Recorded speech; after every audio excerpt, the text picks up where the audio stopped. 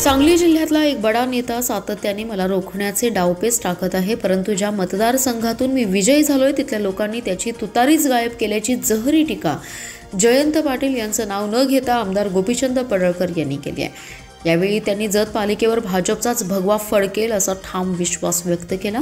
जत नगरपालिकेसाठी उमेदवारी अर्ज दाखल करण्याच्या अखेरच्या दिवशी भारतीय जनता पार्टीकडून नगराध्यक्ष पदाचे उमेदवार डॉक्टर रवींद्र आरळी यांचा उमेदवारी अर्ज जोरदार शक्ती प्रदर्शन करत दाखल केला।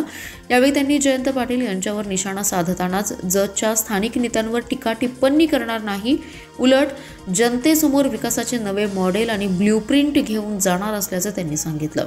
बसवेश्वर महाराजांच्या पुतळ्यास पुष्पहार अर्पण करून या पदयात्रेस सुरुवात झाली। ही पदयात्रा जत बस स्थानक, बाजारपेठ, गांधी चौक, नगरपालिका, संभाजी चौक ते शिवाजी पेठ येथे आली। येथे रॅलीचं सभेत रूपांतर झालं। आमदार गोपीचंद पडळकर म्हणाले, विधानसभेला तुम्ही माझ्यावर विश्वास दाखवला, त्याप्रमाणे जत शहराची पालिकाही आमच्या ताब्यात द्या। मागच्या 50 वर्षात जितका निधी जतला आला नाही तितका निधी फक्त 1 वर्षात आणतो।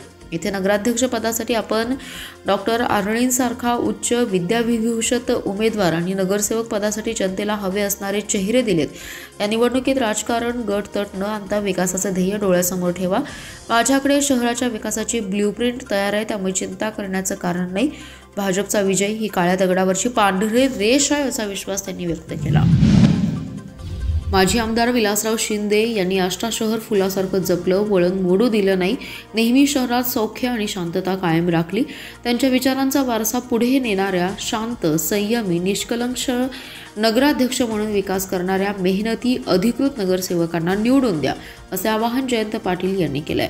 आष्टा शहर विकास आघाडीचे नगराध्यक्ष पदाचे उमेदवार विशाल शिंदे यांच्या प्रचारार्थ गोरडे चौक आष्टा येथे आयोजित जाहीर सभेत ते बोलत होते। तत्पूर्वी राष्ट्रवादी काँग्रेस, शरद पवार पक्ष प्रणित आष्टा शहर विकास आघाडीच्या वतीने शहरातून पदयात्रा, भव्य शक्ती प्रदर्शन करत नगराध्यक्ष पदाचा अर्ज भरलाय।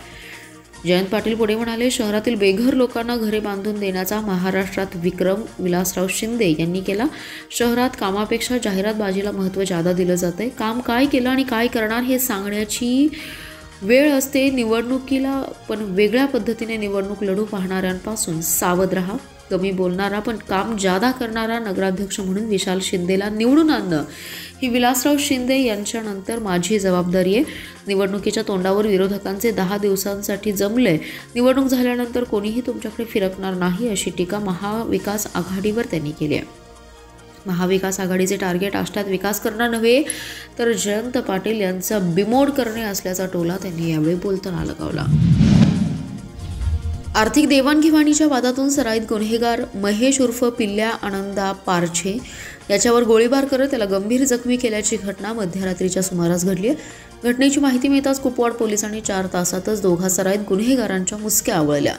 गोळी पारछे याच्या डाव्या मांडीला लागून तो गंभीर जखमी झाला असून त्याच्यावर सांगलीतील शासकीय रुग्णालयात उपचार सुरू आहेत। राहुल सुभाष माने, गणेश सदाशिव खोत या सराईत गुन्हेगारांना अटक केली आहे। रविवारी मध्यरात्री भारती सुतगिरणी चौकात थार गाडीतून महेश पारछे आणि त्याचे 2 मित्र राहुल माने आणि गणेश खोत हे तिघेजण जात होते।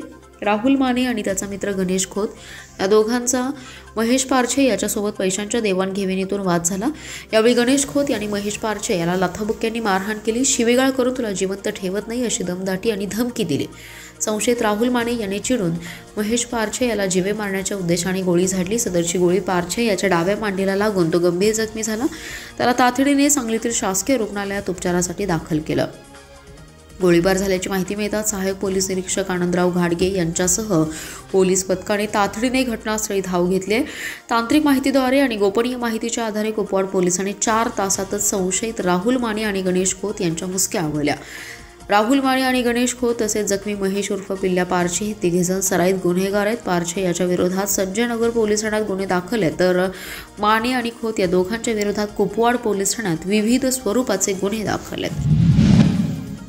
जत नगरपालिकेसाठी अपेक्षेप्रमाणे काँग्रेस तथा महाविकास आघाडीचे नगराध्यक्ष पदाचे उमेदवार सुजय नाना शिंदे यांच्या अर्ज भरण्यास प्रचंड उत्साह आणि जोरदार शक्ती प्रदर्शन पाहायला मिळाले। जत पालिकेसाठी सुरुवातीपासूनच काँग्रेसचे वातावरण चांगले असल्याचे अर्ज भरताना देखील दिसून आलं। मोठी रॅली, कार्यकर्त्यांचा उत्साह आणि विक्रम सावंत यांनी केलेली जोरदार मोर्चे बांधणी यावेळी ठळकपणे दिसून आली आहे। काँग्रेस हा सर्वांना सोबत घेऊन जाणारा पक्ष असल्याने जनतेचे पाठबळ आमच्या बाजूला असल्याचे माजी आमदार विक्रम सावंत यांनी स्पष्ट केले। जत पालिकेसाठी काँग्रेस, आता महाविकास आघाडी, राष्ट्रीय समाज पक्ष, DPIचे नगराध्यक्ष पदाचे अधिकृत उमेदवार सुजय नाना शिंदे यांचा उमेदवारी अर्ज दाखल करण्यात आला। मार्केट कमिटीतील छत्रपती शिवाजी महाराज यांच्या पुतळ्यास अभिवादन करून या रॅलीला सुरुवात झाली। ही रॅली बस स्थानक, महाराणा प्रताप चौक, बाजारपेठ, गांधी चौक, नगरपालिका, वाचनालय चौक, किस्मत चौक, संभाजी चौक ते शिवाजी पेठ ते तहसीलदार कार्यालय येथे दाखल झाली। या रॅलीत तरुण, अबालवृद्ध, महिला मोठ्या संख्येने दाखल झाल्या।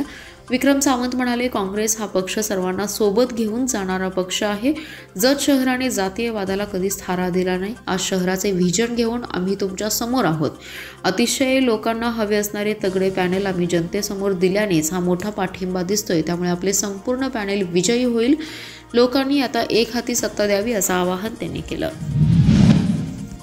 सांगली मध्यवर्ती कारागृहाच्या तटावरून खंडकात उडी मारून पळून गेलेला बंदी उदगाव बस स्थानकात आढळून आला। त्याला मिरज पोलिसांनी पकडून ठेवण्याचा प्रयत्न केला। अशातही हा पळून जाण्याचा प्रयत्न करत असताना मिरज आणि जयसिंगपूर पोलिसांनी या बंद्याला ताब्यात घेतले। अर्ध्या तासाच्या थरारानंतर मिरज व जयसिंगपूर पोलिसांनी त्याला बेडा ठोकून मिरजमध्ये रवाना केला। त्यानंतर पोलिसांनी सुटकेचा निश्वास सोडला। ही घटना पाहण्यासाठी उदगाव बस स्थानकावर प्रचंड मोठी गर्दी झाली होती। अजय दावीद भोसले असं त्याचं नाव आहे। खुनाच्या गुन्ह्यात सांगली कारागृहात असलेला अजय भोसले हा सांगली जेलच्या तटावरून खंदकात उडी मारून पळून गेला होता। या घटनेबाबत सांगली पोलिसात गुन्हा नोंद करण्यात आला होता। आरोपीचा शोध घेण्यासाठी सांगली मिरज पोलिसांना आदेश देण्यात आले होते। त्यानुसार मिरज पोलिसांना सकाळी उदगाव बस स्थानक या ठिकाणी असल्याचं कळाल्यानंतर त्या ठिकाणी मिरज पोलीस ठाण्याचे दीपक परीट यांनी येऊन जयसिंगपूर पोलिसांच्या मदतीने फिल्मी स्टाईलने कैदी भोसले याला ताब्यात घेतलं। सांगली व मिरज पोलीस त्याच्या मागावर होते। आरोपी भोसले हा पोलिसांना चकवा देत फरार होता।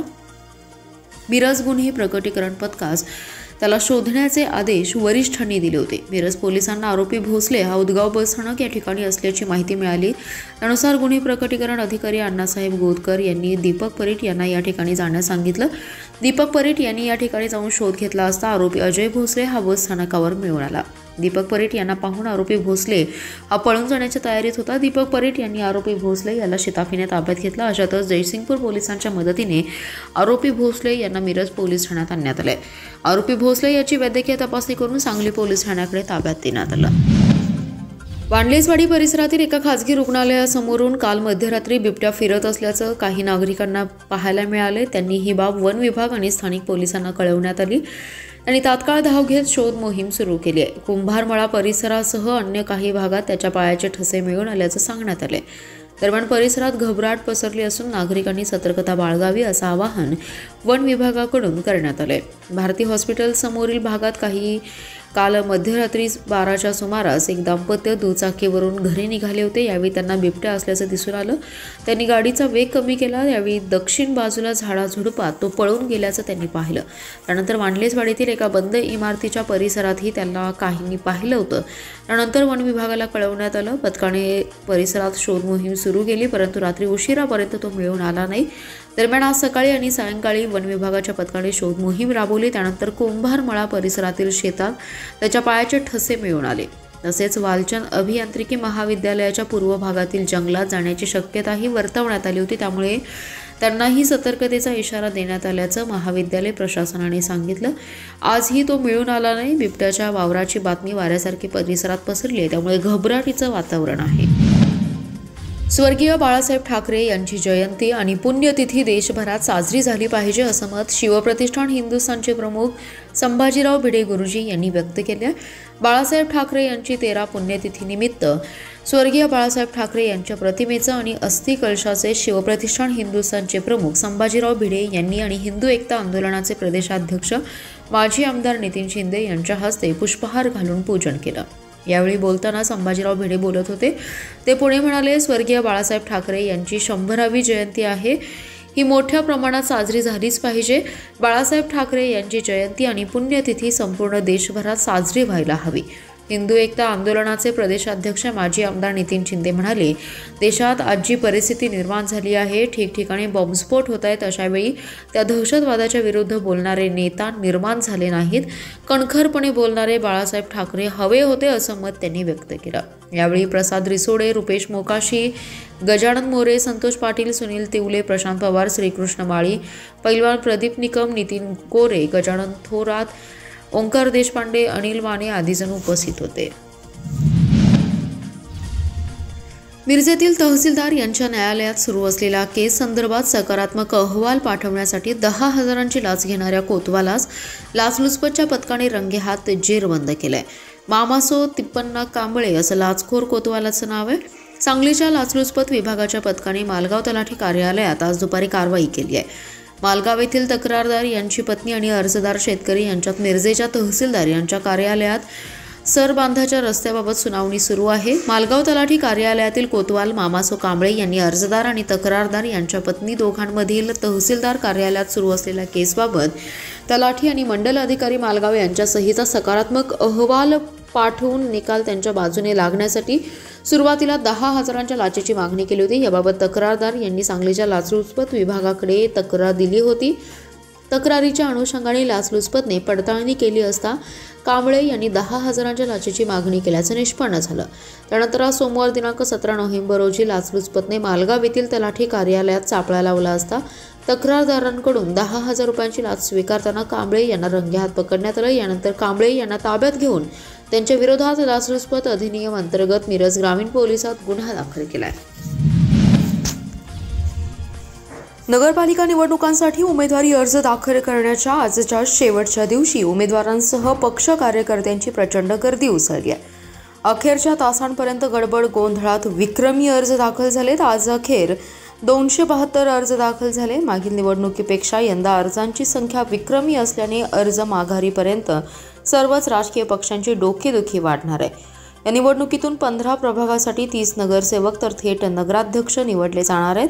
नगरपालिकेच्या कार्यालयासमोर सकाळी 9 वाजताच विविध पक्षांचे कार्यकर्ते ढोल ताशांच्या तालावर ढोलकी लेझिम पथकांसह दाखल झाले.